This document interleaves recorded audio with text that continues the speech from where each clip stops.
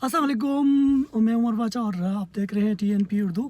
गिलगित बल्तिस्तान के new caretaker CM की बात करते हैं, चीफ मिनिस्टर जो कि नामजद कर दिए गए हैं और कल उनकी हल्फ बर्दारी भी है। इस पे बात करते हैं। फ़हीम अख्तर मेरे साथ मौजूद है जो कि सीनियर जर्नलिस्ट है गिलगित बल्तिस्तान से। बात हम करेंगे कि सीएम जो है वो कौन है, कहाँ से उनके ताल्लुक़ है, थोड़ा सा उनके प्रोफाइल के बारे में और गिलगित बल्तिस्तान की जो सियासत है और न्यू कैबिनेट और सारी चीज़ों पे जो डेवलपमेंट्स है उस पर बात करते हैं फ़हीम से। जी फ़हीम, बताए गए कि क्या सूरत हाल है, क्या अपडेट्स है इसके हवाले से कि क्या जो सीएम साहब जो है वो कौन है, और सुना है कि उसने सिक्योरिटी और प्रोटोकॉल लेने से भी इनकार किया है। बिस्मिल्लाहिर्रहमानिर्रहीम, बहुत बहुत शुक्रिया। कल रात को गिलगित बल्तिस्तान की जो हुकूमत थी, असम्बली थी, उसने अपना जो कानूनी दौरानिया है 5 साल का मुद्दत वो मुकम्मल कर लिया था और उसी बुनियाद पे असम्बली तहलील हो चुकी थी और चीफ मिनिस्टर भी ज़ाहिर बात है फिर हुकूमत के साथ वो तहलील हो गए थे। लेकिन रात 12 बजे तक कन्फर्मेशन नहीं हो रही थी ऑफिशियली कि किसको सीएम बनाया जा रहा है। तो तकरीबन 12 बजे के बाद जाके ये नोटिफिकेशन ये 12 बजे तक, सबसे मैं आपको काट रहा हूँ, 12 बजे तक ये कैसे खुफिया रखा गया?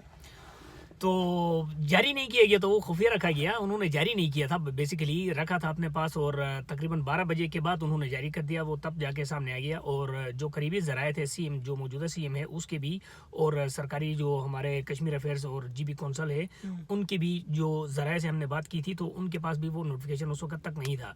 बहरहाल फाइनल सिचुएशन पे स्ट्रॉन्ग कैंडिडेट के तौर पे ही सामने आ गए थे और रात को 12 बजे इसका नोटिफिकेशन हो गया। तो आज वज़ीर उमूर कश्मीर आमिर मकाम साहब वो भी गिलगित पहुंच गए हैं और कल वज़ीर आला गिलगित बल्तिस्तान का हलफ होगा। तो आज जो ही उनकी इस तकर्री का नोटिफिकेशन जारी हो गया, तो उसके बाद इस्लामाबाद में वो मुकीम थे, बड़ी तादाद में लोग उसके घर में पहुंच गए। तो इब्तिदाई इतला यही है कि उन्होंने इस्लामाबाद में कहाँ पे? हाँ, इस्लामाबाद में DHA में रहते हैं वो। अच्छा, तो है कौन वैसे, इस दौर से बता दीजिएगा हमारी ऑडियंस को। यार मोहम्मद खान साहब चीफ कोर्ट गिलगित बल्तिस्तान जो हाई कोर्ट के बराबर होती है या हाई कोर्ट का दर्जा रखती है, उसके रिटायर्ड जस्टिस हैं और 2014 से 16 तक उन्होंने चीफ कोर्ट गिलगित बल्तिस्तान में बतौर जस्टिस अपनी खिदमत सर अंजाम दिया है और उससे पहले भी वो डिस्ट्रिक्ट एंड सेशन जज, सिविल जज और मुख्तलिफ ओहदों पे काम करते रहे हैं। और अस्तौर की बहुत ही नेकनाम बरादरी के साथ बरादरी से उनका ताल्लुक है और इनकी फैमिली अस्तौर में पढ़े लिखे फैमिलीज में इनका शुमार होता है। इनके जो करीबी अजीज़ हैं वो मुख्तलिफ अच्छे ओहदों पे तैनात है, पढ़े लिखे लोगों में उनका शुमार होता है और इनकी फैमिली भी बड़ी हद तक इंतखाबी सियासत में तो नहीं रही है इतना ज़्यादा, लेकिन जो अस्तौर का हल्का है उसके अंदर असर रसूख रखती है। तो दूसरी तरफ अगर हम देखें तो जो निगरान सीएम के लिए गिलगित बल्तिस्तान के तनाजुर में जो फ्रेम बनाया जा रहा था उसके हिसाब से मेरे ख्याल से सबसे अच्छा इंतखाब किया गया है, क्योंकि गिलगित बल्तिस्तान की वर्सटिलिटी भी आपको पता है और वहाँ की जो जोग्राफियाई सूरत हाल है वो भी पता है। तो ऐसा बंदे की ज़रूरत थी। का ताल्लुक भी अस्तौर से था, खालिद खुर्शीद का ताल्लुक अस्तौर से था और इसी हलके से था जहाँ से निगरान सीएम साहब आए हैं। और खालिद साहब ज़ाहिर बात है फिर वो 2.5 साल के बाद नाअहल हो गए, तो अदालत से नाअहल हो गए और इसी अदालत से हो गए जहाँ से यार मोहम्मद साहब फारिग हुए। अच्छा। मुझे ये बताया कि इस आपको ये जो चीफ मिनिस्टर साहब है जो अभी कल हलफ लेंगे, इनका मुद्दत कितने होगा और आईनी मुद्दत उनका कितना है और मजीद इनका क्या लगता है, कोई मजीद भी कानूनी तौर पे अगर इसको थोड़ा सा हम देखें तो गिलगित बल्तिस्तान में जो इंतखाबात होते हैं वो गिलगित बल्तिस्तान आर्डर 2018 की बुनियाद पे होते हैं। लेकिन गिलगित बल्तिस्तान का एक अदालती आर्डर था जो चीफ सुप्रीम कोर्ट पाकिस्तान ने दिया था, उसके अंदर से इलेक्शन एक्ट को निकाल के जीबी में नाफिज किया गया है। 2018 के आर्डर में इलेक्शन एक्ट मौजूद नहीं है।